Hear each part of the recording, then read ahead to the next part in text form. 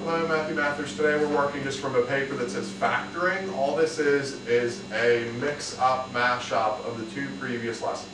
So if you want to go through and do half your sheet skipping around and then do the other half skipping around, that's fine. If you want to go through in order, that's fine. But where you want your first look to be on each problem is to the last sign. If the last sign is a minus, okay, that makes the signs be different. Every problem you could blindly just write down two sets of parentheses, every factor started off with an X, that hasn't changed since yesterday or the day before that. But we want to look here at this sign to determine which kind of problem it was. This is a minus, so these are different, and that's the most recent sheet you did before today, where we're going to think of things that multiply to 20. 10 and 2 are going to do the trick here, because we have to subtract to 8 whenever they're different. We subtract to make the middle. So 10 and 2 do that, and the minus here, the job of this sign is to take the bigger number, which is the 10, leaving the 2 there. If you want to just go through and do this problem, skip that because it's a different type. Then do this because it's the same type. Skip it, do it, skip it. You know, anything with a minus is that type where they're different. When we subtract, that's fine.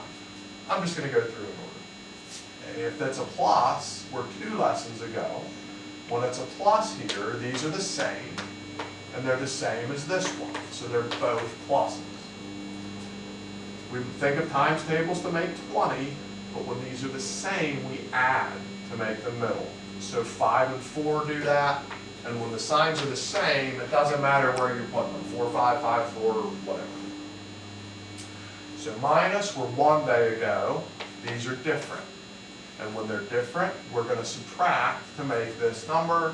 Helpful old days reminder, there's a 1 invisibly there. If I don't write a number, there is a 1. So multiply to 12, subtract to 1 would have to be 4 and 3. The job of this sign is to take the bigger number. That leaves the 3 there. With a plus here, we're back 2 lessons ago. Okay, 2 lessons ago were the same signs, both whatever this is, which is a minus in this case. When they're the same, we add to make the middle. 6 and 5. 6 and 5 will do it, because 6 times 5 is 30, 6 plus 5 is 11. Minus, we're 1 day ago.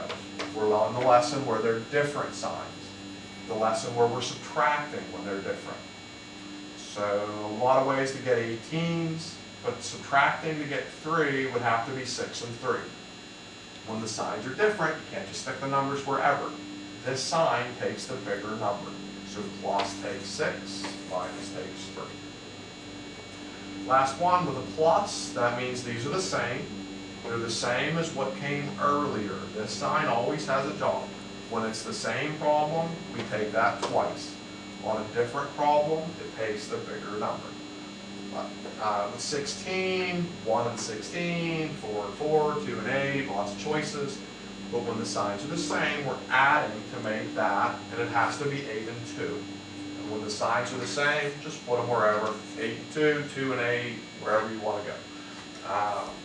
So today we're factoring sheet, it just says factoring, so we did a factoring 1, they were all these pluses here. Factoring 2, they were all the minuses there. Today is a blend of those 2 days, just called factoring. Tomorrow is a practice test, so there's not a video coming for that. It'll be a few more lessons before you get another video from it. See ya.